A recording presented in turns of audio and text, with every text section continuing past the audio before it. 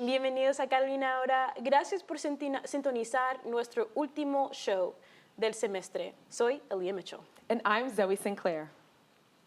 Harvard University is now suing the Trump administration over the threat of billions in cuts to its research funding.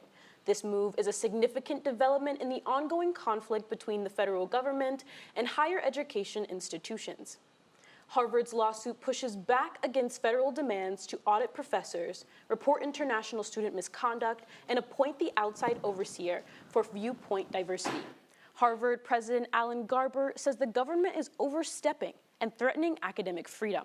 The Trump administration claims it's responding to rising anti-Semitism and misuse of taxpayer funds.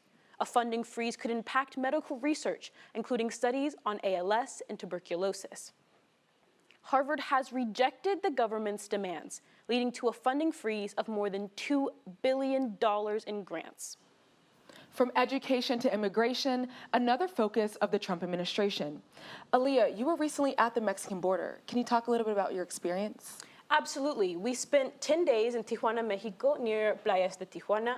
We visited a shelter called Borderline Crisis Center, which is one of the closest shelters to the U.S.-Mexico border. While we were there, the CBP One app frequently came up in conversation. It was an app that was developed by the U.S. Customs and Border Protection. It was used to make asylum appointments, but was closed by the Trump administration in January. Here's a clip from the shelter. Take a look. This shelter currently houses around 24 people, which are typically families of women and children. As you can see here, these are the tents, the homes that these families have set up. And as you can see, they have their things set up, they have their shoes. This is where they are staying for the duration of their time here. And after speaking with some people, we've heard that some of the individuals here had CBP One appointments that with the closure of the app have been canceled. Immigration was central to the priorities of Pope Francis, who is now being mourned across the world. Known for his advocacy on behalf of migrants, the environment, and human rights, Francis often spoke out on global issues. During his time as Pope, he voiced concerns about rising nationalism and policies impacting vulnerable groups. His death comes at a time of global tension risings, leaving questions about who will fill his role as a moral and spiritual influence on the world stage. We loved him. He was a very special Pope of Misericordia. Misericordia? Yeah. Love for everyone. He says, all, we are all sons of God. Welcome to Catholic. As world leaders respond to his passing, many reflect on his legacy and the future direction of the Catholic Church. A new report from the International Monetary Fund outlines a shift in the global economy, predicting slower growth due to tariffs and uncertainty caused by U.S. trade policies. The IMF has lowered the global growth forecast to 2.8% this year, down from 3.3% in January. U.S. economic growth is expected to drop to 1.8%, while China will grow at a slower rate of 4%. The IMF reports that these tariffs will impact countries worldwide, with U.S. tariffs pushing average duties to 25%, the highest in a century. This has triggered responses from countries like China and the EU. The IMF also warns that this uncertainty could slow investment and disrupt supply chains, similar to the effects of the pandemic. The IMF also increased the chances of a U.S. recession this year to 40%. As tariffs continue to affect both the U.S. and global economies, economists are worried about a slowdown that could impact jobs and markets. Now, let's head over to Kaya, who has some resources to share with underclassmen looking to get involved with the Latinx community. Kaya. Thank you, Zoe. As the end of the school year wraps up, the Carolina Ahora team is going to share some organizations that are great to be involved in the Latinx community at UNC, especially as you plan ahead to next semester. First, the Mexican Community at UNC organization serves as a network and support system for students of Mexican heritage and for students interested in Mexican culture. Second, the Central Americans United for Student Advocacy at UNC serves as a network and support for Central American origin and other students interested in learning more about Central American culture. Slightly different from advocacy, the Hispanic Latino Law Student Association helps to enhance the legal careers of its members, increase Hispanic Latino representation at Carolina, and serve the Hispanic Latino community in the area. Similar to the Law Association is the Latino Medical Student Association, which gathers students of all backgrounds at UNC to work together to improve the health of the Hispanic community. Make sure to check out these organizations and all they do in the Chapel Hill community. You can find more about them on Heal Life or at their Instagram handles. Back to you guys at the desk. If you're interested in other organizations working with Latinx communities, here are a few more on our campus and beyond. From cultural events to social gatherings, Mi Pueblo at UNC and Mi Gente at Duke are transforming Latino pride into community empowerment. Beyond dance nights and food festivals, these student organizations are lifting up their communities from Durham to Chapel Hill. Their joint events unite the Tar Heels and Blue Devils, amplifying Latino voices in our community and showing that the social struggle starts at home and doesn't stop on the quad.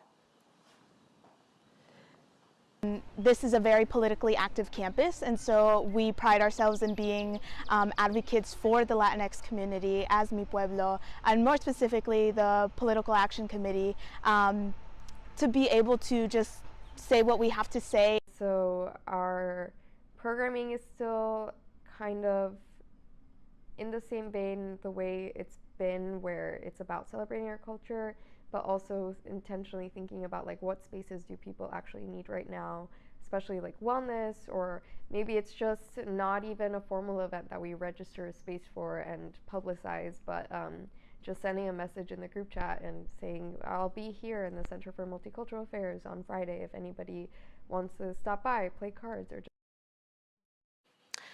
A deeper look into mental health resources for Latinx students on campus. That was the focus of One Team's work with the Latinx Research Initiative. Joining us now is Teresa Galvan, who spent months talking to experts and collecting data to look into the mental health needs of Latinx students as part of the Latinx Research Initiative. Teresa, thanks so much for being here. Thank you so much for having me. I'm excited to be here. We're so excited to have you here. Teresa, walk me through some of your findings. What were your main takeaways? Well, fortunately enough, we found that there is no big disparities between Hispanic and Latinx students and non-Hispanic white students here on campus trying to seek help for mental health. But we also found through various interviews that cultural competence is a big thing that mental health professionals need to be aware about, and that there's this kind of stigma in the Hispanic community that needs to be addressed as well.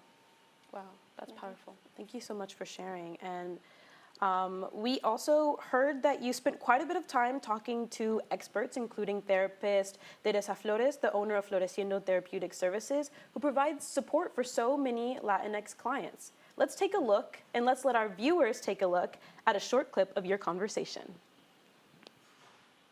Of course. So I mean, that feels 1,000 times more relevant right now with what's going on in the political climate, with the way that immigrant families are being impacted, with the presence of ICE in the country. We do not exist in silos. We do not exist. I cannot show up as a therapist. I'm not showing up ethically, holistically, if I'm not recognizing with my client that who they are and what they're carrying absolutely matters, and the world around them is actively contributing to that. We know you also talked to counselors at UNC Counseling and Psychological Services, or CAPS. They mentioned the importance of culturally competent care, as you just mentioned. What does that practically look like in real life? Well, cultural competence is really being able to acknowledge the various identities that people hold and being able to learn from them and understand them a little bit, and being able to realize that we're not one or the other. We can be multiple things. And so I think that's really important in mental health because, you can't look at just one side of someone's identity. You have to look at the whole thing.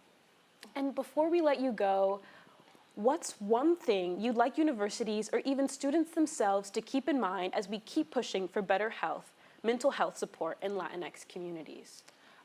I think just focusing on that cultural competence, learning from your students and hearing them out, but also knowing that you can't learn everything from them and that you need to do your own research and get to understanding things on your own as well. And yeah, just learning from your students, I think, is the most important thing that you can do. Thank you so much for joining us. Thank you so much for being here. Yes, And thank you for having me. of course. And we are going to toss to Alfonso for our last Cosas Nuestras. Thank you, Leah. And for our last Cosas Nuestras, I went to the Carolina Latinx Center to learn more about a special ceremony for graduating Latinx students. I spoke with Nestor Rodriguez Garcia, our program assistant at the CLC, on the importance of the Éxito ceremony for graduating students, and awards are given to people who have demonstrated the center's 5 pillars: service, innovation, empowerment, familia, and orgullo. So Éxitos is our end-of-year ceremony that we do to commemorate our students who are going off and leaving the campus. And what we do is recognize the students and community members and faculty who have impacted the center during their time here and allowed us to connect more with our values, and we invite other individuals to speak on it as well. So it's a nice way to wrap up their journey here throughout their time here involved in the center.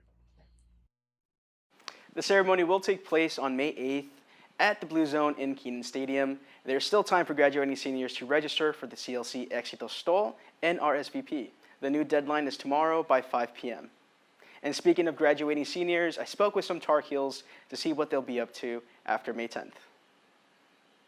Hey, my name is Ash. I'm graduating class of 2025, and I will be going to Europe on the Francis L. Phillips Travel Scholarship from UNC. I'll be hitting Amsterdam, Greece, and the UK, studying the health humanities and poetry.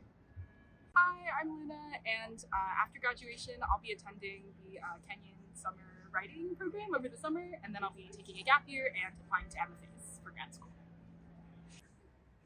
My plans for graduation are completing my internship in digital marketing in Raleigh. So exciting. And if you still haven't figured out what you're going to do, don't worry, you got this. Now, back to the desk. Gracias por ver nuestro último programa. Nos vemos el próximo semestre. Felicidades a todos nuestros graduados. And make sure to keep up with us on Instagram at Carolina Ahora, UNC. And before we go, we just want to give a special shout out to our graduating seniors. We have Henri Dixon, we have Alfonso Alcalá, and we have Kaya Johnson. Thank you so much for everything you do for Carolina Ahora and for everybody that watches this show. And we'll see you next semester.